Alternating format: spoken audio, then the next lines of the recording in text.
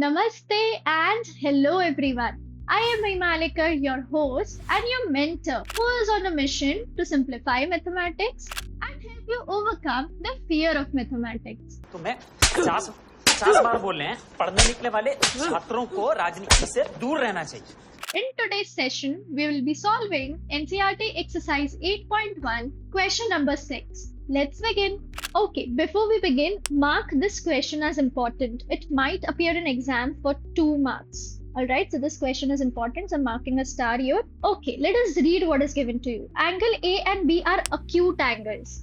देखो हमेशा जो हम थीटा लेते थे ना बेटा, वो थीटा हमेशा एक अक्यूट एंगल होता था. It can never be a right angle.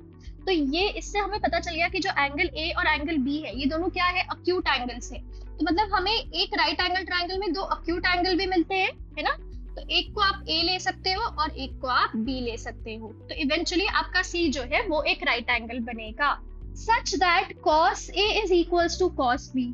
तो यहाँ पे हमें दिया है, गिवन में आपको दिया है that cos A is equal to cos B. Show that angle A is equals to angle B. तो to prove में हमें प्रूव करना है that angle A is equal to angle B. तो अब हमें जो गिवन है उससे हम हमारी सोल्यूशन को स्टार्ट करेंगे. ठीक है, तो सोल्यूशन में हमें क्या दिया हुआ है, cos A is equal to cos B. But what is cos A?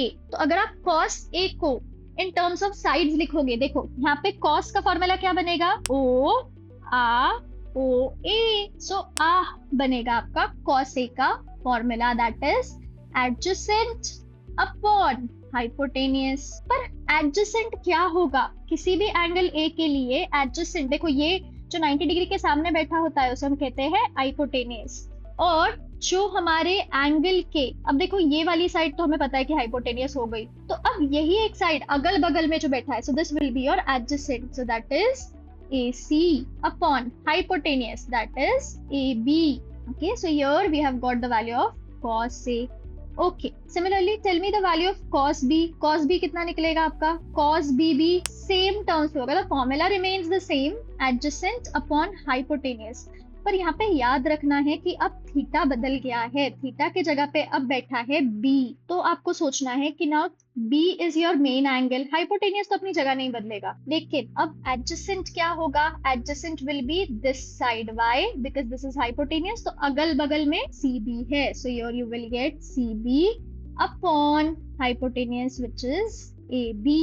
We have got the value of cos A, which is AC by AB, and cos B, which is CB by AB.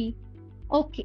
और given में हमें क्या था, हमें given था that cos A is equal to cos B. But we have just now calculated the value of cos A. What is the value of cos A? It is nothing but AC upon AB.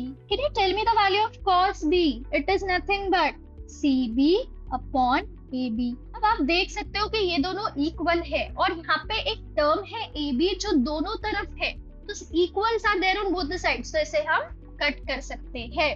So here you will finally get that AC is equal to CB.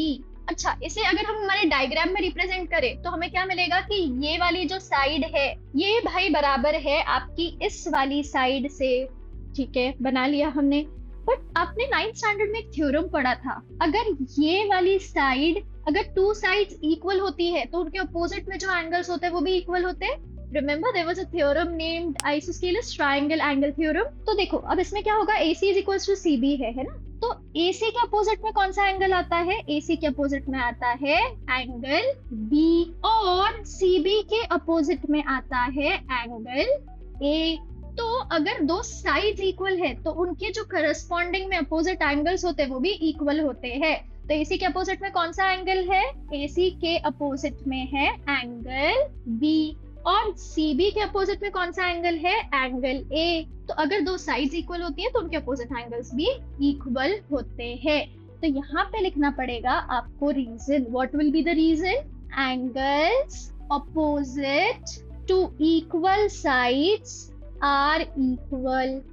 Okay, तो यहाँ पे हमें therefore मिल गया angle A is equals to angle B. सबसे प्यारा statement, hence proved. इतनी खुशी मुझे आज this question is important and it might appear in exam for 2 marks. So a question similar to this can also appear, not exactly of the same type, but same type के questions पूछे जा सकते हैं. ठीक है, तो you can mark this question as important.